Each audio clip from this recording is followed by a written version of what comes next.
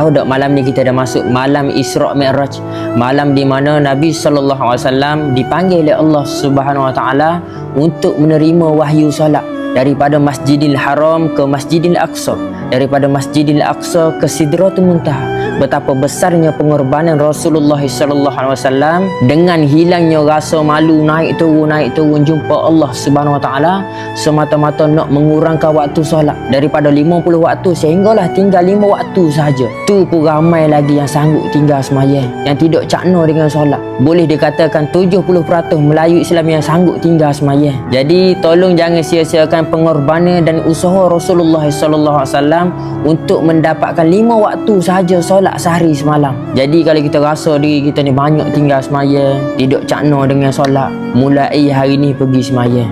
Jangan pernah tinggal sembahyang, kerana sembahyang ni adalah satu-satunya kunci untuk menuju ke syurga Allah Subhanahu wa taala. Yang lepas-lepas kalau kita rasa kita banyak tinggal, qada minta apa dan minta taubat dengan Allah Subhanahu wa taala, insya-Allah Allah taala ni Maha Pengampun.